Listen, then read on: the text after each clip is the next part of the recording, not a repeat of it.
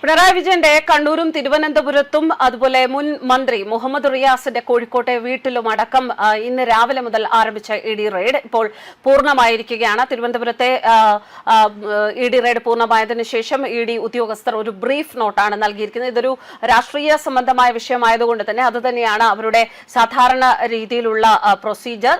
ഒരു ബ്രീഫ് നോട്ടാണ് ഇപ്പോൾ നൽകിയിരിക്കുന്നത്. വീണ അച്ഛനൊപ്പം താമസിക്കുന്നതുകൊണ്ടാണ് തിരുവനന്തപുരത്തെ വീട് റെയ്ഡ് നടത്തിയത്. എന്തായാലും ഈ റെയ്ഡിൽ നിന്ന് ഫിനാൻഷ്യൽ റെക്കോർഡുകൾ ശേഖരിച്ചു എന്നതാണ് പ്രാഥമികമായി ലഭിക്കുന്ന വിവരങ്ങൾ.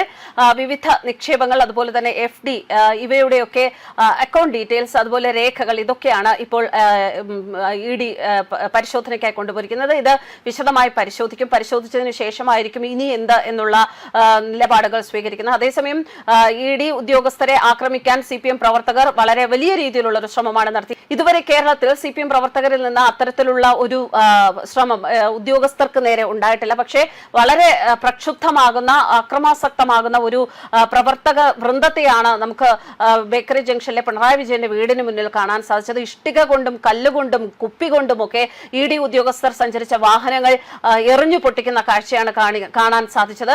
ഇത്തരത്തിൽ അക്രമാസക്തമാകുന്ന അനുഭവങ്ങൾ മുമ്പുണ്ടായിട്ടില്ല. ഇതിനു മുൻപും ഇതുപോലെ റെയ്ഡുകൾ പലയിടത്തും നടന്നിട്ടുണ്ട്. പക്ഷേ അപ്പോഴൊന്നും ഈ രീതിയിൽ അക്രമാസക്തമാകുന്ന ഒരു സാഹചര്യം ഉണ്ടായിട്ടില്ല. ഒരു നാഥനില്ല കളരി പോലെ ഇപ്പോൾ CPM പ്രവർത്തകർ, കേരളത്തിലെ CPM പ്രവർത്തകർ മാറുകയാണ്. ബംഗാളിലെ പോലെ തന്നെ ഉദ്യോഗസ്ഥരെ കയ്യേറ്റം ചെയ്യാനുള്ള ശ്രമം, അവർ യാത്ര ചെയ്യുന്ന വാഹനം നശിപ്പിക്കാനുള്ള ശ്രമം, നിയമം കയ്യിലെടുക്കാനുള്ള ശ്രമം, ഇതൊക്കെ CPM പ്രവർത്തകരുടെ ഭാഗത്തുനിന്നുണ്ടായി. അതിനേക്കാളൊക്കെ രസകരമായി തോന്നിയത്, അല്ലെങ്കിൽ നമ്മളെയൊക്കെ അതിശയപ്പെടുത്തിയത്, പിണറായി വിജയൻ ഈ റെയ്ഡിന് ശേഷം പുറത്തുവന്ന മാധ്യമ പ്രവർത്തകരെ കാണുമ്പോൾ ഇതൊരു തുടക്കം മാത്രം, ഇതും ഒരു ചതിയാണ്, ഗൂഢനീക്കമാണ്, BJPയുടെ ഗൂഢനീക്കമാണ്, പണ്ടും ഇതുപോലെയൊക്കെ ഉണ്ടായിട്ടുണ്ട്, ഒറ്റപ്പെടുത്താൻ അല്ലെങ്കിൽ അതുപോലെ പ്രതിക്കൂട്ടിലാക്കാൻ മുമ്പും ഇതുപോലെയൊക്കെയുള്ള ശ്രമങ്ങൾ ഉണ്ടായിട്ടുണ്ട് എന്ന രീതിയിലുള്ള പ്രതികരണമാണ് പിണറായി വിജയനിൽ നിന്നുണ്ടായത്.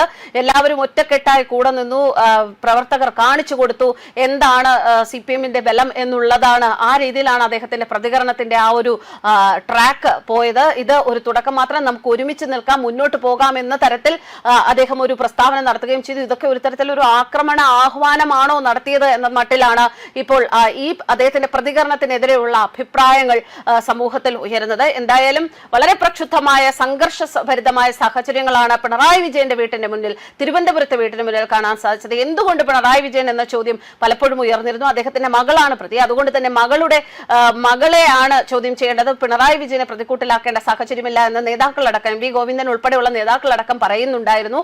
പക്ഷേ എന്തുകൊണ്ട് പിണറായി വിജയന്റെ തിരുവനന്തപുരത്തെ വീട് എന്നതിനുള്ള കൃത്യമായ മറുപടിയാണ് ഇപ്പോൾ ഇഡി നൽകിയിരിക്കുന്നത്. വീണ താമസിക്കുന്നത് പിണറായി വിജയനോടൊപ്പമാണ്. അതുകൊണ്ട് തന്നെ പിണറായി വിജയന്റെ തിരുവനന്തപുരത്തെ